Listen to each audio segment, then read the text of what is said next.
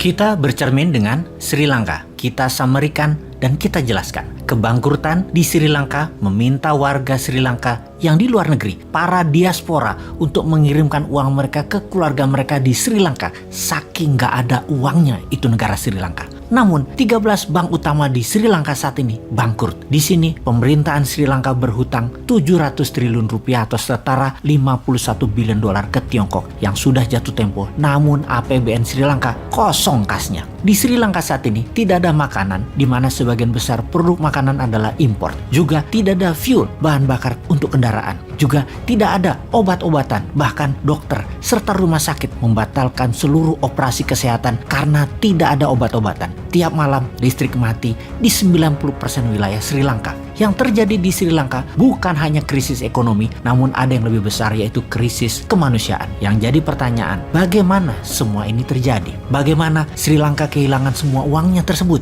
Kita akan jelaskan dalam episode kali ini untuk menjadi pelajaran bernegara bagi kita semua. Video kali ini disponsori oleh Dinaran, yang merupakan sistem pembayaran menggunakan emas hingga pecahan 0,01 gram, di mana kalau memerlukan fisiknya bisa diambil di ATM Gold. Saat ini baru 1 unit ATM tersebut, dan di tahun 2022 ini akan menambah 50 unit ATM Gold yang baru di seluruh kota besar di Pulau Jawa dan Bali. Kembali ke Sri Lanka. Pertama ada masalah kebijakan atau government policy. Kemudian ada masalah politik. Dan kemudian ada masalah yang namanya Tiongkok. Akar dari banyak masalah di berbagai negara. Kita mulai dengan kebijakan negara di Sri Lanka. Hasil saat ini adalah buah dari mismanagement yang panjang yang telah dilakukan oleh Sri Lanka, yaitu masalah fundamental. Impor lebih banyak dari ekspor, belanja negara atau spending lebih banyak dari earning atau pendapatan negara. APBN Sri Lanka negatif. Neraca perdagangan defisit karena banyak impor. Anggaran defisit karena kebanyakan belanja spending. Ini juga disebut dengan double debt atau hutang ganda,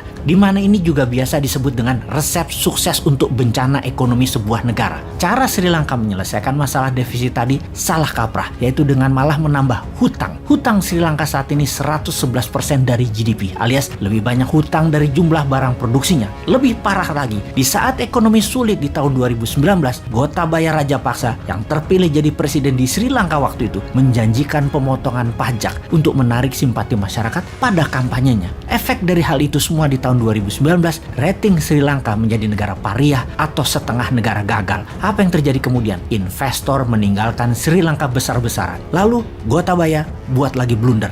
Dia melarang pupuk kimia di Sri Lanka. Bukan untuk kesehatan, namun karena tidak ada dolar untuk membeli pupuk, dia bersandiwara, bernarasi untuk kesehatan. Tapi hal itu semua blunder, membuat petani gagal panen hingga menurunkan jumlah produksi beras hingga 50% turunnya. Sejak Juni 2021, Sri Lanka menjadi pengimpor beras. Di tengah kekacauan tersebut, sejak Juli 2021, di mana dukungan terkuat Rajapaksa adalah Sinhala Buddhist, atau kalau di Indonesia adalah gerakan keagamaan. Dan kemudian saat itu mulai goyang kepercayaannya karena Sinhala Buddhist mulai berbalik membela rakyat, tidak membela Rajapaksa. Ada lagi sebuah kebijakan yang blunder, di mana harusnya mengutamakan pasar atau pro market approach, tetapi malah mengutamakan well driven mode. Maksudnya apa? Malah pamer kemakmuran dengan membangun infrastruktur jalanan. Itulah well driven mode, bukan pro market approach. Padahal isi dari infrastruktur tersebut tidak ada. Fuelnya impor, mobilnya impor, dan untuk mengerjakan hal ini Rajapaksa bekerja sama dengan Tiongkok. Sri Lanka mendapatkan hutang besar dari Tiongkok dalam bilateral debt. Sri Lanka mempertaruhkan ekonominya di tangan Tiongkok. Benar sih, Tiongkok kirim uang Tiongkok.